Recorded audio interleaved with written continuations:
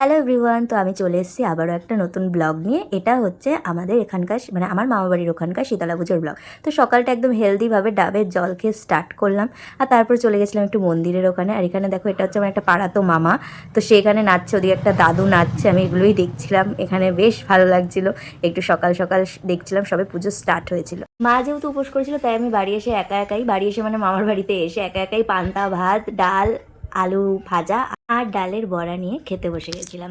তারপরেই প্রায় দুপুর মতো হয়ে গেছিলো, আর এখানে সব মামিরা চলে এসেছে যারা উপোস করেছে। এখানে আমার মাও চলে গেল, এটা আমার মামার বাড়িতে এসেছিলো।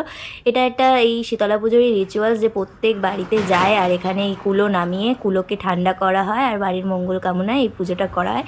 এটা সব বাড়িতেই এরকম কুলোটা নিয়ে এরা বেশ ঘুরে বেড়ায়। ছোটোবেলায় আমিও পেছন পেছন ঘুরতাম, কিন্তু এখন আর সেটা হয় না। তো বাড়িতে এসেছিলো, সেটাই দেখছিলাম। এইসব করতে করতে তো দুপুরটা কেটে গেল, আর আমি বিকেলবেলা একটু রেডি হয়ে নিয়েছিলাম। আর রেডি হওয়ার পরে এখানে আমি একটা লম্বু খাচ্ছিলাম, যেটা মামা নিয়ে এসেছিলো, একদম গরম গরম ছিল। আজকে একটা ব্লগ বানাচ্ছি নাকি what I it in a day বানাচ্ছি, সেটা বোঝা বড়ই মুশকিল। যাই হোক, এই ড্রেসটা কিন্তু আমি শান্তিনিকেতন থেকে কিনেছিলাম, তো ওটাই পরেছিলাম আজকে, সেটাই তোমাদের সাথেও শেয়ার করে নিলাম আর তোমাদেরকে দেখিয়েও দিলাম। কেমন হয়েছে অবশ্যই জানিও।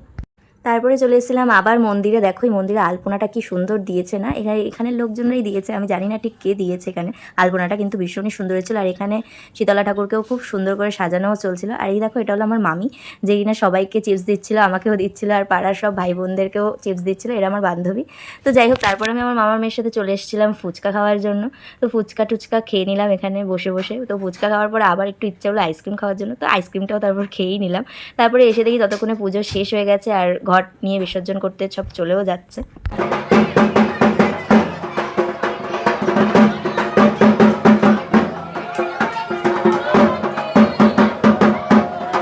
তারপরে আর কি, তারপরে তো আমিও ঠাকুর প্রণাম করে চলে আসলাম ঘরে, এবং ঘরে এসে আবার এখানে নিয়ে এসছে মা ডাবের জল। এটার মধ্যে ডাব আর কিছু মিষ্টি দেওয়া ছিল, যার জন্য এটা অতিরিক্ত মিষ্টি হয়ে গেছিলো। কিন্তু এটা হচ্ছে সবার জন্য প্রিপেয়ার করা হয়, যারা উপোস করে তাদের উপোস ভাঙার জন্য। আর সেখান থেকে আমিও কিছুটা ভাগ বসিয়েছি। তো আজকের দিনের শুরু আর শেষটা তো ডাবের জল দিয়েই হলো। চলো আজকের মতো টাটা বাই।